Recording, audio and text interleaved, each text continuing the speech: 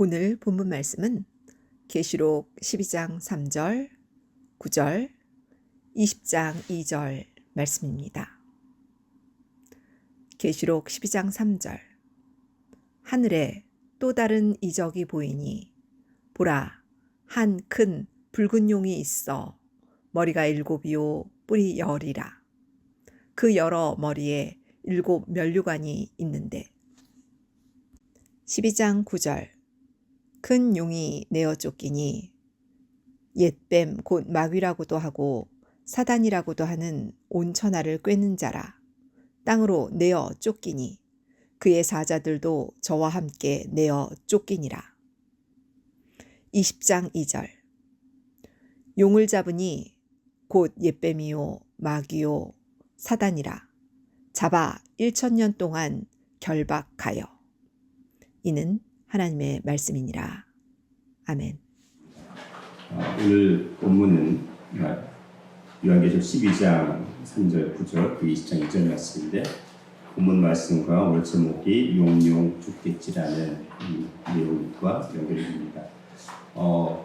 언제부터인지 모르겠지만 그 대한민국에서 태어나면 어릴 때부터 용용 죽겠지라는 말을 해왔어요. 언제부터일까요? 그 언제부터 용용 죽겠지라는 말을 이 땅에서 하게 되었을까요? 정확한 시작점은 모릅니다. 수천 년이 되어졌다는 얘기를 하는 분들도 있고, 아까 해석이 다르긴 하는데 어쨌든 1만 년 이상 되었다는 분들도 있고, 여러 가지 해석들이 분분합니다.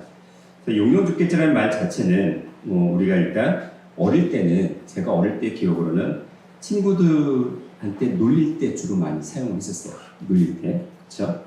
놀릴 때 많이 사용했는데, 예를 들어서 몹시 약이 올라서 죽겠지라는 의미로, 이게 약간 뭐랄까 그 상대방에 대해서 또는 친구에 대해서 많이 심히 몹시 약이 오르게 만드는 그런 상황이 있었던 것 같아요. 그래서 어쨌든 남을 약 올릴 때 사용하는 그런 의미로 말이 이어져 내려왔습니다. 그리고 또 어떤 때는 용쓰다라는 말이 있어요. 용쓰다. 그 용쓰다는 말 자체가 기운을 몰아서 쓰는 걸 얘기해요. 힘이 들어서 괴로움을 억지로 참다는 의미로 용쓰다라는 말을 사용하기도 합니다. 하지만 오늘 본문에서 살펴본 것처럼 이 용용 죽겠지의 어떤 예언적 본질은 붉은 용인 옛뱀, 사단 마귀의 종말적 심판을 의미하고, 또한 욕단 자손인 한민족이 그 사명을 가지고 있다는 것을 암시하고 있습니다. 구체적으로 용용 죽겠지라는 말에 대해서 살펴보면 그 뿌리 역사는 동이족의 후손인 한국 사람이 오늘날까지 이 말을 해온 이유에 대해서 어느 정도는 유추해 볼 수가 있습니다. 예전에 중국의 어떤 그 뿌리 자체를 진화라고 불렀어요. 진화. 중국을 칭하는 별칭이 있죠. 진화라고 하는데, 지금 이 진화에서 차이나라는 말이 나왔고요. 그리고 그 진화의 원뿌리 민족을 화하족이라고 합니다. 화하족. 이 화하족이라는 것이 지금 중국 인구의 대다수를 차지하고 있습니다. 그리고 그 한족, 즉 중국의 한족의 원류가 되는 그런 민족입니다. 이 화하족이라는 말에서 중화라는 말이 나왔고, 중화인민공화국이라는 말이 나왔습니다. 그래서 이 화족은 용을 그 민족의 상징으로 삼았습니다. 용을 민족의 상징으로 삼았어요. 그러니까 성수적, 거룩한 짐승, 거룩한 동물을 용으로 자기 민족의 뿌리로 삼았습니다. 근데 중요한 건, 원래 이 중국 본토에 해당하는 그 원뿌리, 다시 말해서 원래 그쪽에 있었던, 원래 머물러 있던 민족은 중국의 이 화족이 아니었어요. 원래는 동이족이었습니다. 이 동이족은 지금 우리 한국인의 원뿌리라고 할 수가 있습니다. 이 동이족은 원래 봉이죠. 그 봉이라는 게 우리가 일반적으로 알고 있는 봉황입니다. 봉황새. 원래 이 봉황중에서 봉은 수컷을 얘기하고 황은 암컷을 얘기합니다. 그래서 봉황새 하면 암수 한 쌍을 다 뜻하는 것입니다. 그래서 공황새를 동이족은 민족의 뿌리가 되는 상징의 동물로 여겼어요. 그게 공황새입니다. 그런데 원래 이 그 공황을 한민족의 어떤 뿌리 되는 그러한 상징으로 여겼던 동이족이 원래는 진화가 지금 현재 중국에 있었던 그 진화가 있었던 그 본토의 원래 원주민이었어요. 원래 선주민이었어요. 원주민, 선주민이었습니다. 그런데 이 용을 숭상했던 이 화하족이 이 진화 본토를 침범을 했습니다. 침범을 하면서 전쟁이 벌어지게 됩니다.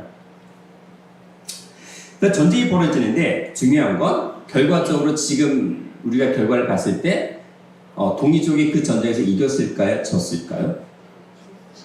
졌겠죠. 예, 졌으니까 지금 중국 본토가 동이족의 본토가 아닌 중국인의 본토가 되어버렸습니다. 예를 들어서 우리가 생각하는 그 동이족의 뿌리를 생각할 때에 가장 대표적인 인물이 요임금, 순임금, 공자, 맹자 그 모든 것들이 다 동이족이에요. 원래는 그 화족이 아니었습니다. 그래서 그 동이족의 모든 역사의 뿌리를 다 없애버리고 화하족의 역사로 만든 첫 번째 왕이 진시황이었습니다. 그러니까 원래 그 황제라는 의미에서 황제는 봉황할 때 그 황자가 쓰여요. 근데 그 황제의 자리를 누가 뺏은 거예요? 동이족이 황제의 자리를 차지하고 있었지만 그 진화족이 차지한 겁니다.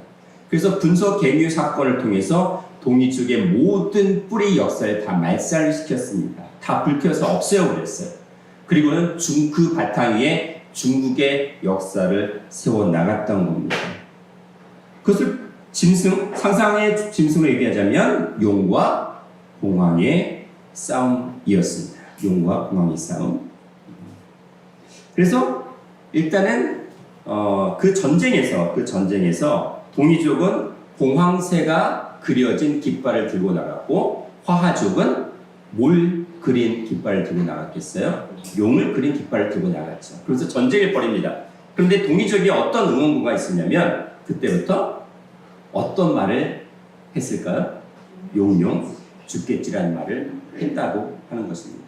용용 죽겠지. 용용 죽겠지. 그럼 결국 뭐예요? 어떤 말이에요?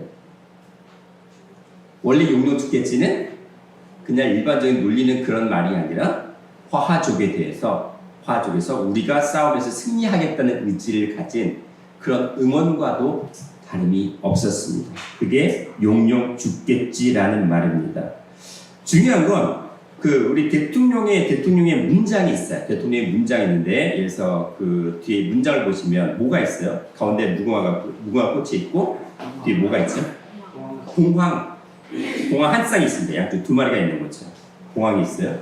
그게 언제부터 시작됐을까요? 뿌리는 알 수 없어요. 근데 우리나라 고대로부터 언제부터 시작됐는지 모르겠지만 계속 물려져 내려왔다는 거죠. 봉황이라는 말은 새 조자가 이 새 조자가 안에 들어가 있어요. 그러니까 이것은 무엇을 의미하면 봉이라는 말은 새 중에 새라는 의미예요. 새 중에 새. 그리고 황은 그 가운데 임금 황자가 들어가 있습니다. 임금 황자, 즉 뭐냐면 임금의 새라는 뜻을 가집니다. 새 중에 새요, 임금의 새가 바로 봉황이라는 의미를 가지고 있습니다. 그래서 동이족은 봉황을 숭상했기 때문에 새를 되게 중요하게 여깁니다. 새를. 그래서 우리나라 모자를 보면 전쟁에서나 그 다음에 어떤 그 궁중 예식을 행할 때 보면은 그 모자에 뭐가 이게 꽂혀져 있을까요? 새의 깃털들이 많이 꽂혀져 있습니다. 우리나라의 지금 어떤 사극들 보면 요즘 제가 얼핏 듣기로는 해외에서 우리나라 어떤 사극과 관련된 뭐를 했는데 되게 엄청난 인기를 모았는데 그 중에 또 하나가 전통 모자에 새 깃털이 꽂혀 있는 것들 또는 가시나 그런 것들을 보고 되게 흥미로워한다는 얘기를 들은 적이 있어요. 어쨌든 새의 깃털이나 날개로 머리를 장식하는 것을 특별히 선호했던 민족이 바로 동이족이었습니다. 그렇다면 왜 새를 숭배했을까요? 왜 새를 숭배했을까요? 봉황이 어떤 존재일까요? 땅에 속한 존재일까요? 하늘에 속한 존재였을까요? 하늘에 속한 존재였어요. 하늘의 새를 나타내는 것이 바로 봉황이었고 그것은 바로 천신, 하늘의 신을 상징한 것이었습니다. 또는 하늘 신을 숨겼던 어떤 영적인 존재를 가리키는 것이 바로 봉황새였습니다. 설문 고문 소증이라는 그 책이 있어요. 거기에 세 편에 해당하는 그 부분이 있는데 이런 말이 있습니다. 봉신조야 출어 동방분자지국 봉신조야 출어 동방분자지국이라 하는 그런 말이 있는데 봉이란 즉 봉황새란 하나님의 새로서 즉 하나님에서 신조 신신의 자에다가 세주자에 해당하는 하나님의 새로서 동방분자의 나라에서 나온다라는 그런 말이 있습니다. 동방분자의 나라는 바로 우리 옛날의 조선을 뜻하는 말이었습니다. 결론적으로 얘기하면 봉황새는 하나님의 새다. 그래서 봉신조야라고 합니다. 봉신조야. 하나님의 새, 그게 바로 봉황이라는 말을 봉황이라는 말 속에 있다는 겁니다. 그렇다면 이 봉황새는 하나님의 새인 봉황새는 성경에서 어떻게 연결이 되어질까요? 그리고 화족이 섬겼던 그 용은 성경에서 어떻게 연결이 되어질까요? 이 이야기가 성경 속에 그대로 드러나 있습니다. 그리고 그 성경 속에 드러났던 그 이야기가 지금 우리 한민족의 동민족에게 그대로 내려오고 있다는 것이 바로 성경이 말씀하고 있는 바입니다. 자, 그러면 성경 속에서 이 용용 죽겠지라는 말이 어떻게 시작이 되어지고 그 뿌리는 어디에서부터 생겨났는지를 살펴보도록 하겠습니다. 일단 하나님의 창조 역사를 먼저 살펴봐야 됩니다. 하나님의 창조 역사. 왜냐하면 그 용과 봉황의 싸움에서 그 용이 어디서부터 시작됐는지를 이 천지 창조에서 먼저 살펴봐야 되는 일이 있습니다. 특별히 하나님께서는 6일 창조를 진행하셨다고 창세기 1장에서 말씀을 하셨는데 이 6일 창조 가운데 보시기에 좋았더라는 말씀을 몇 번 하시나요? 6번? 7번? 5번? 7번이에요. 7번 하십니다.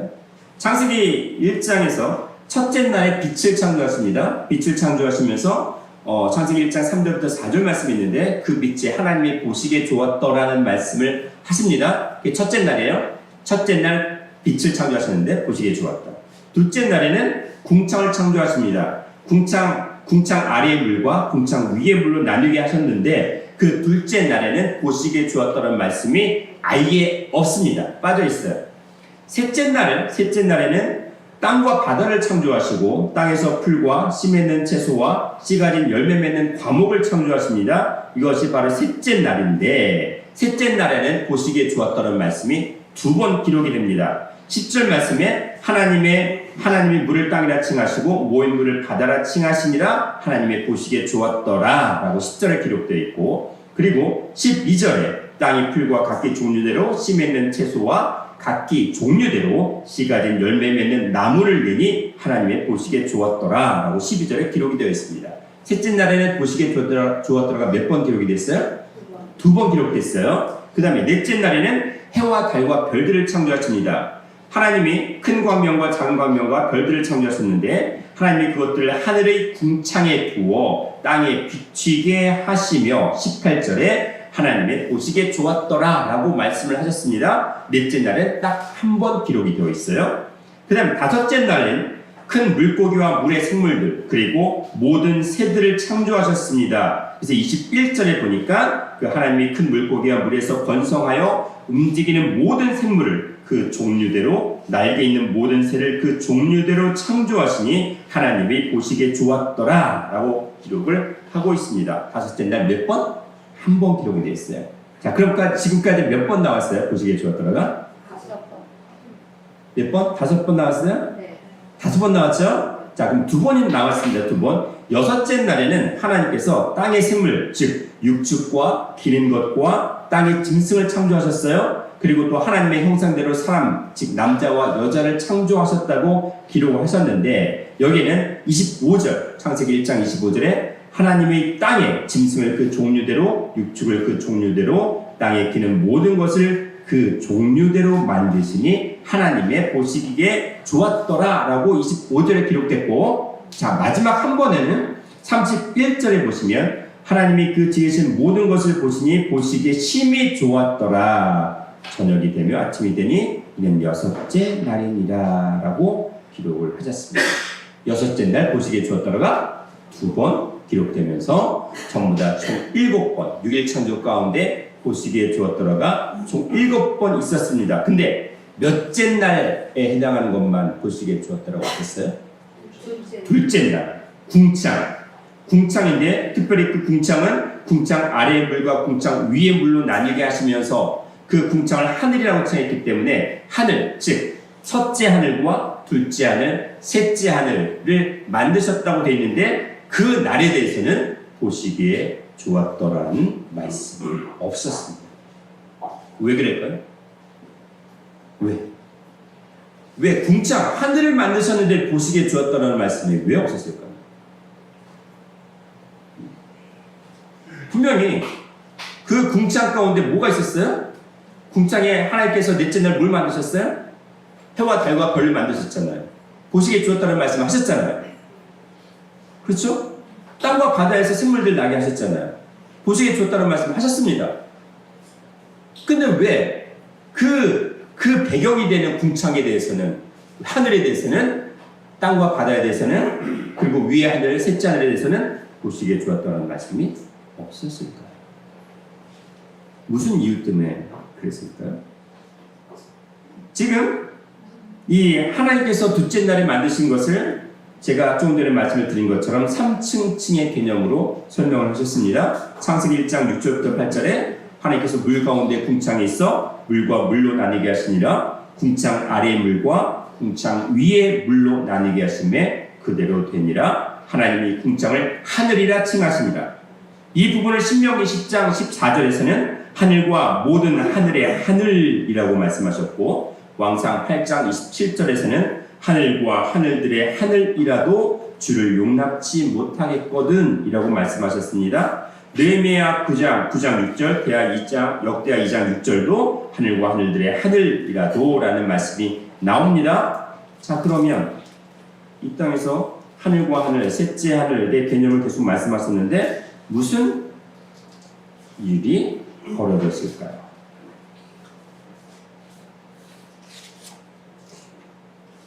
시편 148편 4절에도 하늘의 하늘도 찬양하며 하늘 위에 있는 물들도 찬양할지어다 라고 말씀하셨습니다.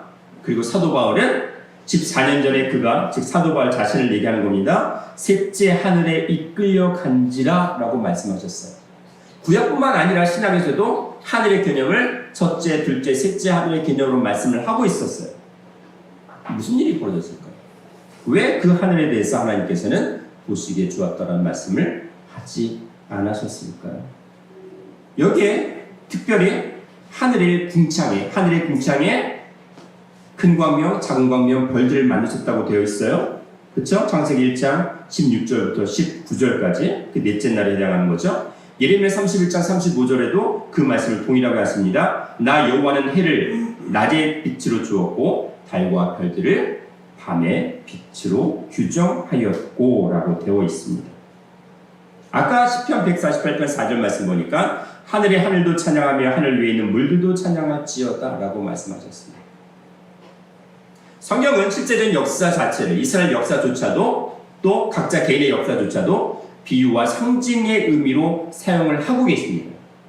그렇다면 이 하늘과 하늘고 그리고 하늘 위에 있는 물들도 찬양할지어다라고 말씀하신 것처럼 보이는 하늘의 개념과 그리고 그 하늘들의 개념을 지금 하나님 앞에 찬양하라고 하시는 걸 볼 때에 사람으로 말씀하시는 부분이 있습니다. 왜? 하나님을 찬양하는 존재로서 하늘들의 명령을 하시기 때문입니다. 그러면서 지금 시편 148편 2절 3절 말씀에 이렇게 말씀하십니다. 그의 모든 사자여 찬양하며 모든 군대여 찬양할지어다. 3절에 해와 달아 찬양하며 광명한 별들이 찬양할지어다. 즉 해와 달, 궁창에 있는 해와 달과 그리고 광명한 별들을 하나님의 모든 사자 그리고 모든 군대로 말씀을 하고 계십니다. 그리고 이사야 13장 9절부터 11절의 말씀도 하늘의 별들과 별 떨기가 그 빛을 내지 아니하며 해가 돋아도 어두우며 달이 그 빛을 비추지 아니할 것이로다 라고 하시면서 내가 세상의 악과 악인의 죄를 벌하며 교만한 자의 오만을 끊으며 강포한 자의 거만을 낮출 것이며 라고 말씀을 하셨어요. 해와 달과 별들은 보이는 행성들을 분명히 말씀하시면서도 동시에 어떤 하늘에 속한 영적인 존재들로 말씀을 또 하고 계십니다. 요한계시록 8장 12절 말씀 보니까 넷째 천사가 나팔을 부니 해 3분의 1과 달 3분의 1과 별들의 3분의 1이 침을 받아 그 3분의 1이 어두워지니 낮 3분의 1은 빛이 맺고 밤도 그러하더라. 생각을 한번 해보세요. 3분의 1, 해가 3분의 1이 공격을 당합니다. 달이 3분의 1이 공격을 당해요. 별들이 3분의 1이 공격을 당해서 빛을 발하지 못한대. 무슨 말씀입니까? 무슨 말씀입니까?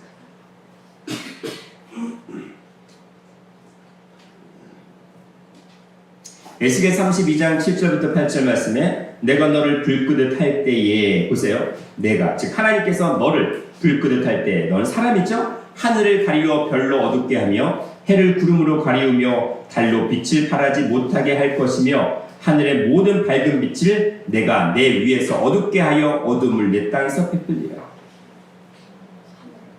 각자 어떤 영적인 존재, 어떤 영적인 일을 감당하는 어떤 사람에 대해서 비유로 얘기를 하십니다.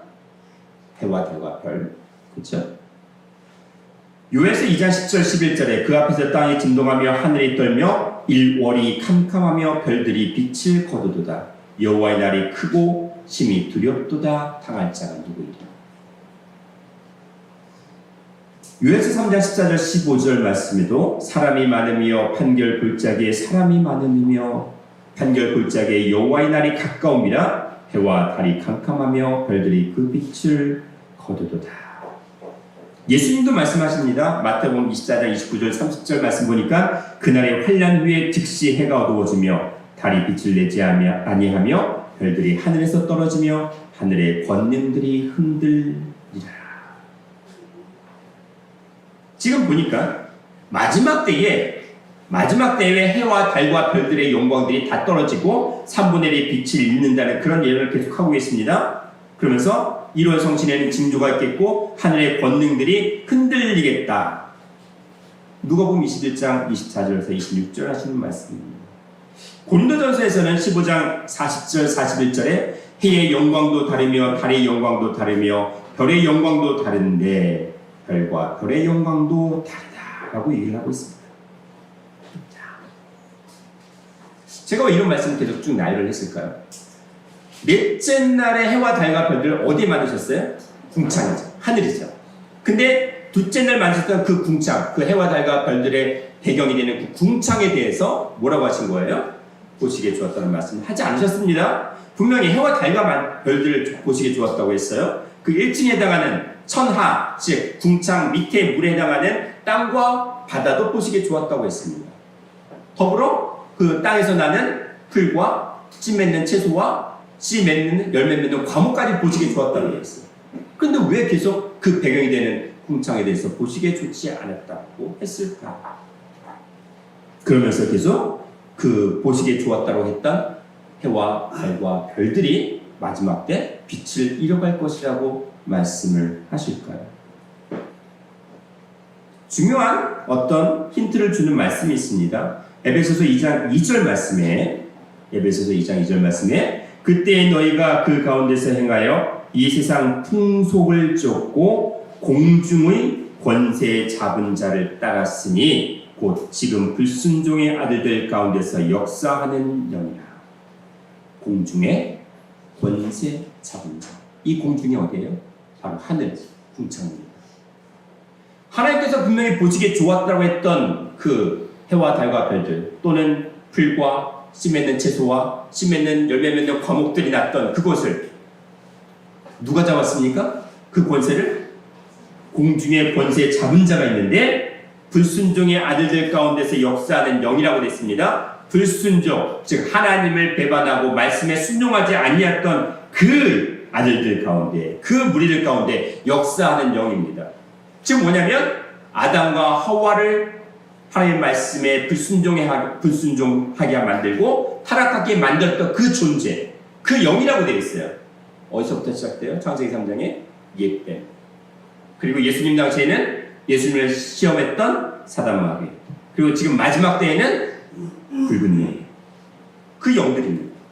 공중의 권세 잡은 자들이 바로 누구예요? 옛뱀, 사단마귀, 붉은 영이라는 거예요. 하나님께서 보시기에 좋았다 했던 그 궁창이 누구한테 뺏긴 거예요? 하나님의 말씀으로 양육받은 그 존재, 아담이 타락한 이후로 누가 잡았어요? 옛뱀, 사단마귀, 붉은 영이 그 권세를 잡았다는 거예요. 하나님께서 보시기에 좋을 리가 없어요.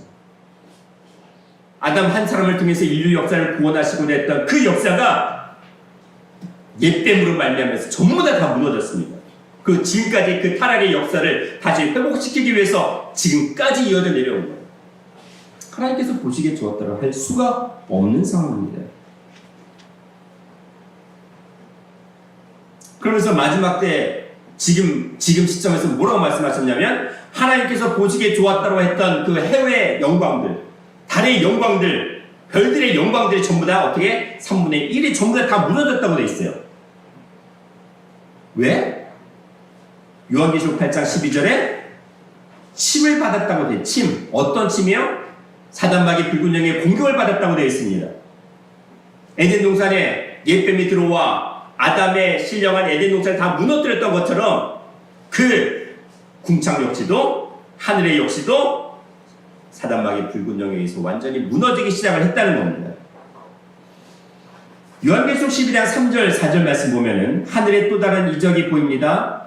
어디에서? 하늘에서 이적이 보입니다. 이적이 보이는데 한 큰 붉은 용이 나타납니다. 한 큰 붉은 용이에요. 한 큰 붉은 용이 있어 머리가 7이요 뿔이 10이라 그 여러 머리에 7 면류관이 있습니다. 사단에 속한, 즉 붉은 용에 속한 그런 영적인 존재들이 어디? 이 나라의 열국을 장악해서 그 역할을 하게 만든다는 건데 4절 말씀에 그 꼬리가 하늘의 별 3분의 1을 끌어다가 땅에 던지더라. 하늘에 속했던 그 영적인 존재들이, 그런 교회들이, 그런 지도자들이, 그런 나라들이 전부 다 어떻게 해요? 붉은 용에 의해서, 붉은 용의 꼬리에 의해서 완전히 무너져서 땅에 떨어지는 결과를 가져오게 된다는 겁니다. 교회가 무너지고 목사가 무너지는 겁니다. 교회의 어떤 존재들이 다 무너지게 됩니다. 그 꼬리가 하늘의 별 3분의 1을 무너뜨렸습니다. 자, 그러면 꼬리가 그랬으니까 머리면 어떻게 되겠어요? 예, 해의 영광도 다르고 달의 영광도 다르고 했는데 해 같은 그러한 지도자들, 그런 교회들, 달 같은 그런 교회들, 그런 지도자들이 전부 다 어떻게 해요? 우수수 떨어진다는 거예요. 하늘에 잘 다 내어줬습니다. 그것이 바로 공중의 권세 잡은 자들인 용입니다. 용에 속한 사단마귀요 옛뱀이라고 오늘 본문에서 말씀을 하고 계십니다. 자, 그런데 하나님께서 마지막 전쟁을 일으키십니다. 그 권세, 용 사단마귀에 뺏겼던 그 권세를 어떻게 해요? 찾아오시겠죠. 요한계시록은 그것을 말씀을 하고 계세요. 근데 그 요한계시록 말씀을 다니엘서가 먼저 예언을 했습니다. 마지막 날에 공중 권세 잡은 자들이 땅으로 내어 쫓기게 되는 역사가 일어나는데 다니엘서 12장 1절 말씀 보시면 그때에 내 민족을 호위하는 대군 미가엘이 일어날 것이요. 미가엘 천사장이죠. 미가엘 천사장이요. 또 환란이 있으리니 이는 개국 이래로 그때까지 없던 환란일 것이며 그때에 내 백성 중 무릇 책에 기록된 모든 자가 구원을 얻을 것이다. 마지막 때에 우리를 하나님 믿는 백성들을 호위하는 대군 미가엘 천사장이 일어납니다. 전쟁을 일으키기 위해서 일어납니다. 그때에 아주 큰 환란인데 그 환란 때에 하나님의 백성 중에 무릇 보세요. 하나님의 백성 중에 라고 되어 있어요. 하나님을 믿는 많은 성도들 하나님의 백성들인데 그 중에 누구만? 책에 기록된 자들만 구원을 얻는다고 되어 있어요. 제가 지난주 생명책 말씀을 드렸죠. 생명나무의 말씀, 그 말씀을 듣고 그 말씀을 마음판에 새겨진 생명책이 된 존재들은 구원을 받지만 말씀이 기록되지 못하고 그냥 믿는다고 왔다 갔다 했던, 그런 믿는다고 칭했던 사람들은, 말씀이 없는 사람들은 구원받지 못한다는 얘기예요.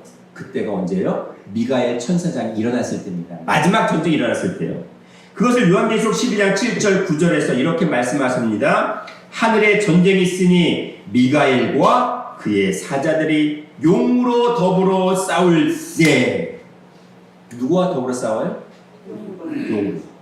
제가 아까 말씀을 드렸어요. 동이족과 진화족의 전쟁이 있었습니다. 동이족은 봉황, 새를 섬겼던 민족이었고 진화족은 누구? 용을 섬겼던 그런 민족이었어요. 그렇죠? 근데 동이족과 진화족의 전쟁으로 인해서 누가 졌어요? 원래는 처음에는 동이족이 졌어요. 하나님의 자녀였던 아담이 타락을 했습니다. 근데 그것을 다시 회복시키기 위해서 마지막 때에 하나님께서 미가엘을 통해서 전쟁을 일으키십니다. 누구와 더불어? 용을. 그렇죠? 그것이 바로 하늘에서 전쟁이 일어났다고 했어요. 잃어버렸던 하늘을 다시 회복시키기 위해서 하나님께서 전쟁을 일으키십니다. 그때 더불어 싸우는데 어떻게 됐어요? 용이 이기지 못했어요. 즉 졌다는 거죠. 지금 누가 이긴 거예요? 미가엘 천사장이죠. 우리가 천사를 뭐가 이게 날개 있다고 하잖아요. 그렇죠? 공항은 날개 있는 존재죠. 새잖아요. 하늘의 존재예요. 하늘에 속한 민족이었다는 겁니다. 동이족이. 유해신 하나님을 숨겼던 그런 천손, 하늘의 자손이라는 것을 나타내고 있습니다. 미가엘과 그의 사자들이 용으로 더불어 싸워서 이겼습니다. 그렇다면은 이제는 그 용이 어디로 쫓겨나요? 땅으로 쫓겨난대요.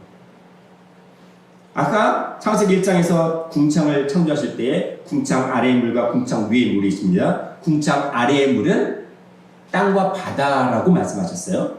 그렇죠? 땅과 바다가 궁창 아래의 물, 첫째 하늘이라고 되어 있어요. 상리적으로. 그리고 궁창이 있고 그 다음에 셋째 하늘이 있다고 되어 있어요. 궁창 위의 물. 그러면 이 땅으로 쫓겨났으니까 어디로 쫓겨난 거예요? 궁창 아래의 물이 첫째 하늘이죠. 그러면 그 용은 어디에 있었어요? 둘째 하늘에 있었어요. 그렇죠? 그러면 하나님께서 둘째 하늘을 회복하시면 어떻게 되어지는 거예요? 다 회복이 되는 건가요? 마지막 또 싸움이 벌어지는 거죠. 보세요. 큰 용이 내어 쫓기니 옛뱀 곧 사단 마귀라고 하고 또 온 천하를 꿰는 자라 땅으로 내어 쫓기니 그의 사자들도 저와 함께 내어 쫓기니라 라고 되어 있어요. 땅으로 내어 쫓겼죠. 그렇죠? 그럼 그 이후는 어떻게 되어져요? 땅에서 또 전쟁이 일어나지 않겠어요? 용이 땅에서 가만히 있겠냐고요. 붉은 용 사단 마귀 옛뱀이 가만히 있겠냐고요. 또 전쟁을 벌이겠죠.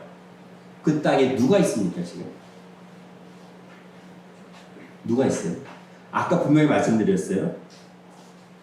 내 백성 중 무릇 생명책 하나님의 책이 기록된 모든 자만 구원을 얻을 것이라. 믿는 자들 중에. 자 그러면 믿는 자들 중에 책에 기록된 자가 있고 책에 기록되지 못한 자가 있다는 얘기예요. 그런데 기록된 자, 생명나무의 말씀만 기록된 생명책에 해당하는 자만 구원을 받겠다고 했습니다. 그럼 땅에 있다는 것은 뭐예요? 생명책에 기록됐다는 거 아니면 아직은 땅에 처한 생명의 말씀이 기록되지 못한 자들이 있다는 거예요? 창세기 1장 2절 말씀에 그 땅에 혼돈, 공허, 흑암이 기쁨이 있다고 되어 있습니다. 타락한 심령의 땅, 아직 말씀의 빛이 그 속에 없는 존재들은 어떤 존재들이에요? 땅에 속한 존재들. 거기를 거처를 삼아서 거기서 집을 삼아서 그 속에 파고드는 존재가 바로 옛뱀이고 사단마귀고 붉은 용이라는 것을 말씀하고 있습니다.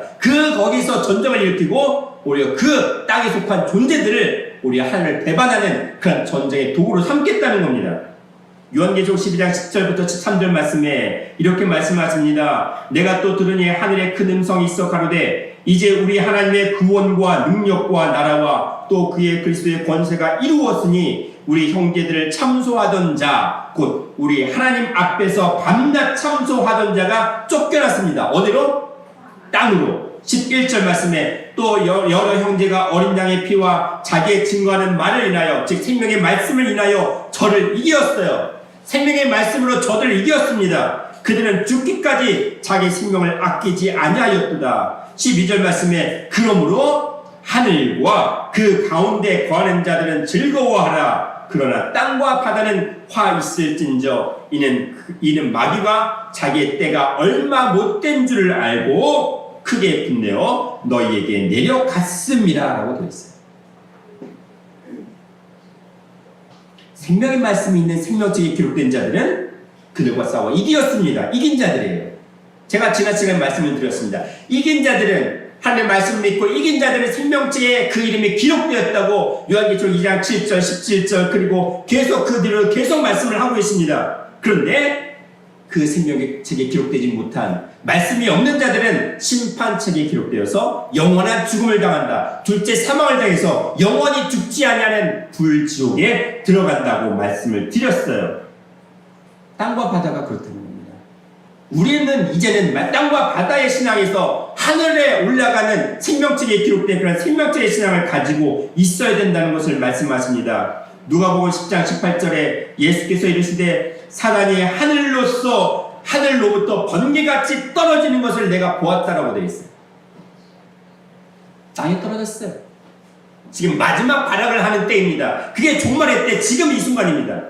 요한계시록 8장 13절에 내가 또 보고 들으니 공중에 날아가는 독소리가 큰 소리로 이르되 땅에 거하는 자들에게 화가 있으리로다 라고 하시면서 그 세 가지 화를 말씀하시는데, 첫째 화는 5개월간의 황충재앙입니다. 죽고 싶어도 죽지 못하는 그러한 재앙입니다. 요한계시록 9장 1절부터 12절에 언급을 하고 있고, 둘째 화는 큰 강 유브라데에서 결박당한 네 천사가 풀리면서 2만만, 즉 2억의 군대가 사람 3분의 1을 죽이는 그런 환란이라고 요한계시록 9장 13절부터 21절에 말씀을 하십니다.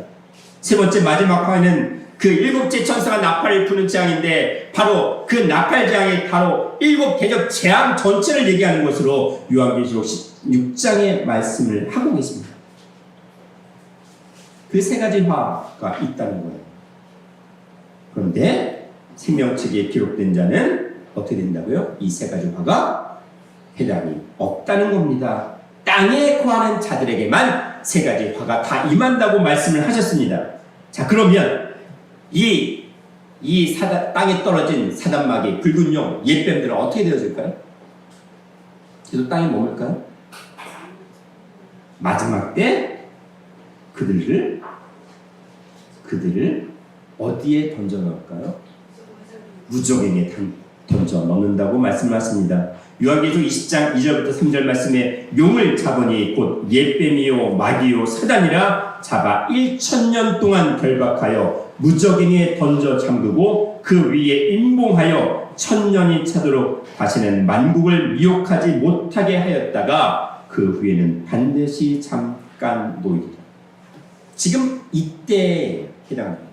지금 무적행에 던져 잠그기 그 직전의 상태가 바로 지금의 때입니다. 마지막 발악을 하는 때입니다. 그럴 때 우리는 어떻게 되어질까요? 데살로니가전서 4장 16절 17절 말씀에 주께서 후령과 천사장의 소리와 하나님의 나팔로 치니 하늘로 쫓아 강림하시리니 재림하실 때에 마지막 심판이 있는데 그 후에 우리 살아 남은 자들도 저희와 함께 구름 속으로 이끌려 올라가고 공중에서 주를 영접하게 하시리니 그리하여 우리가 항상 주와 함께 있겠다고 말씀하십니다. 뭐냐면 생명책에 기록된 자, 사단마귀의 용과 그 사상과 싸워 이긴 자들은 어디로 회복이 돼요? 공중 하늘로 회복이 되어진다는 겁니다. 생명책에 기록되어서 영원한 삶, 영생을 얻게 된다는 말씀을 하시는 겁니다. 말씀을 정리합니다. 우리는 신령한 동이족의 자손으로 용용 죽겠지라는 선포를 해왔습니다. 단순히 어떤 누구를 놀리는 말이 아니라 우리의 신앙의 뿌리를 가리키는 말이 바로 용용 죽겠지라는 말입니다. 우리 심령 가운데 사단마귀의 공허와 혼돈과 흑암이라는 그 용의 세상들이 다 죽어 없어져야 된다는 것입니다. 완전히 죽어 없어질 때까지 용용 죽겠지라는 그런 신앙의 선포가 있어야 되고 신앙 고백이 있어야 된다는 겁니다. 날마다 이기는 자가 되어서 이기는 신앙이 되어서 주님의 은혜인 생영생을 사모하는 그러한 자로 거듭나기를 바란다는 것입니다. 고린도전서 15장 51절에 나팔소리가 나며 죽은 자들이 썩지 아니할 것으로 다시 살고 우리도 변화하리라. 마지막 나팔소리, 마지막 변화 말씀에 우리도 완전히 사는 영생을 입을 것이라고 하셨는데 그것을 54절에 이렇게 말씀하십니다. 사망이 이김에 삼킨 바 되리라. 사망이 우리가 이기는 신앙으로 모든 것을 삼켜버렸기 때문에 더 이상 사망이 없다는 것입니다.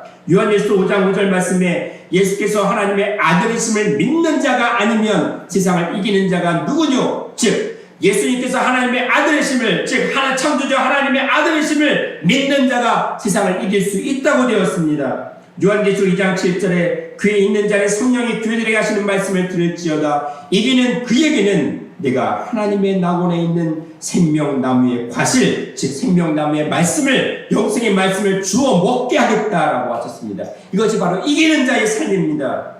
그 결론이 요한계시록 21장 7절에 이기는 자는 이것들을 유업으로 얻으리라. 나는 저희의 하나님이 되고 그는 내 아들이 되리라. 말씀으로 이기는 자는 하나님의 아들이 되어서 죽지 않고 영생을 누리겠다는 말씀이 바로 용용 죽겠지라는 그 말씀 속에 들어가 있었다는 것입니다. 이제 더 좋은 약속된 모든 성도들은 우리 삶 속에 지는 삶이 아니라 용용 죽겠지 날마다 이기는 신앙 가운데 영생을 얻는 그런 축복을 누리시기를 간절히 축원하겠습니다. 기도드립니다. 사랑과 은혜가 충만하신 하나님 아버지, 이제는 태초의 말씀으로 우리가 날마다 이기고 이겨서 용용 죽겠지의 그 열매를 얻게 하여 주시고 영생의 복락을 누리는 모든 성도들이 되기를 하나님께 간구합니다. 이제는 주님의 이름으로 날마다 축복하게 하시고 이기고 이기어서 날마다 말씀의 빛으로 모든 평강의 복을 누리게 하여 주시옵소서. 감사드렸고 사랑과 은혜가 충만하신 예수님 이름으로 기도드립니다. 아멘. 감사드립니다. 하나님께 영광과 소리를 드립니다. 감사합니다.